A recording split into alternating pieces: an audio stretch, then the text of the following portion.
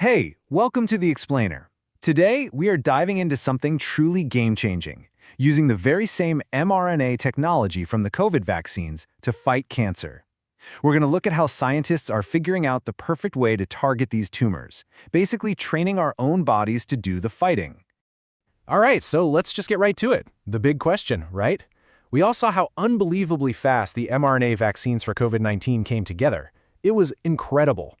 So, naturally, people are wondering, can we point that same super powerful tech at cancer? But, is it really that simple? Let's get into the science of it.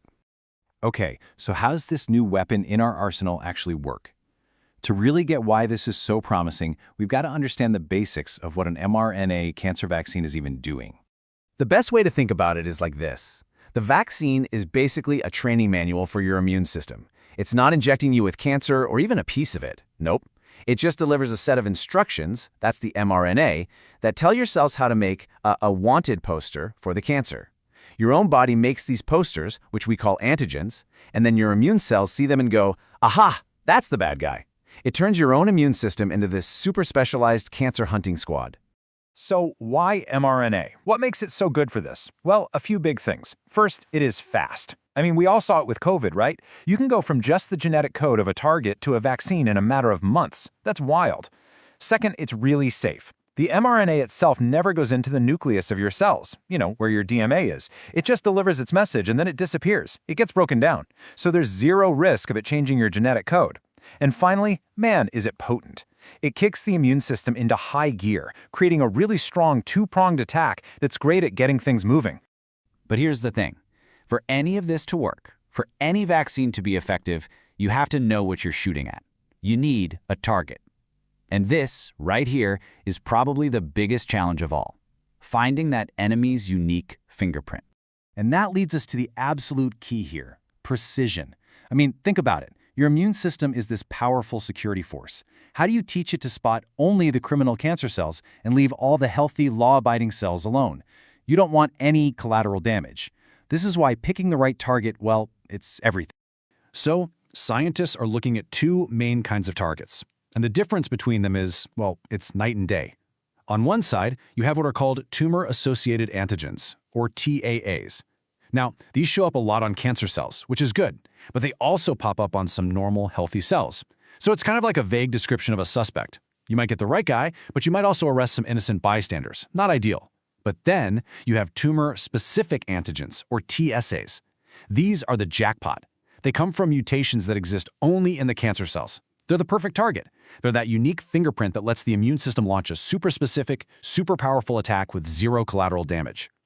So, the billion-dollar question is, how in the world do scientists find these perfect fingerprints for every single patient's tumor?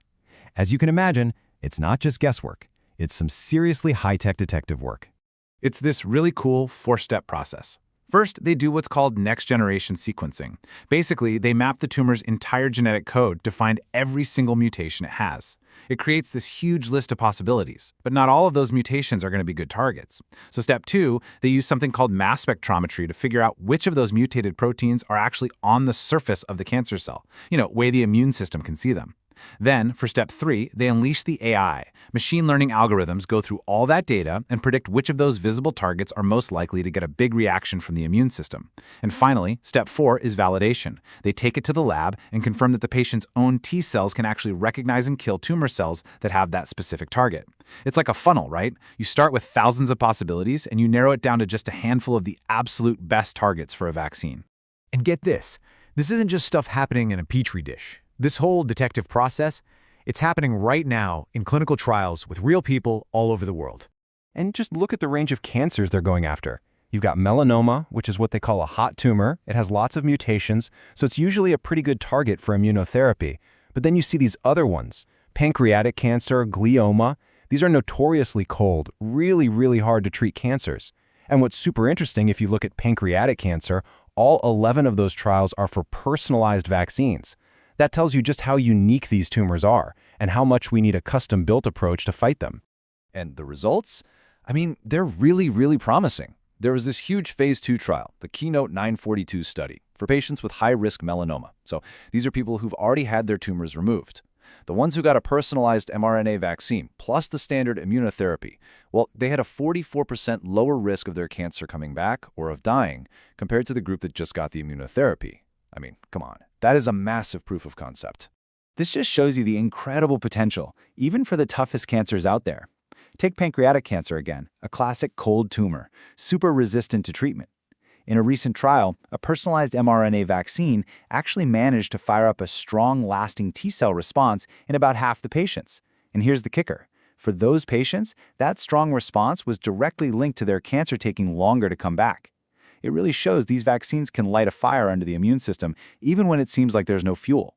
So let's pull back for a second. What does all this actually mean for the future of cancer treatment? The short answer is we're standing on the edge of a huge, huge shift. Right now, it looks like we're heading down two paths at once, and they actually work together pretty well. On one hand, you've got off-the-shelf vaccines. These target common antigens you see in lots of different patients with the same cancer type. They're quicker, they're cheaper, they're easier. Then you have the custom-made approach, the personalized vaccines. These are built from the ground up for one person's specific tumor. Yeah, they take longer to make and they cost more, but they are the absolute peak of precision medicine. And it's not one versus the other. It's about having the right tool for the right job. And this might be one of the most important things to understand. It's all about timing.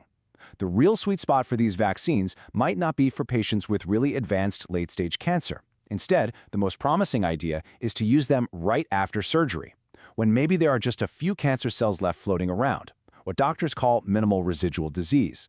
The goal is to fire up the immune system to go on a search and destroy mission for those last few cells and make sure the cancer never comes back.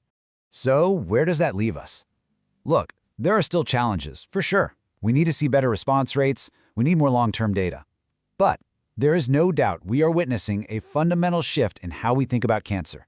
We're leaving behind the one-size-fits-all approach and stepping into a future where treatment can be truly, deeply personalized, as unique as you are.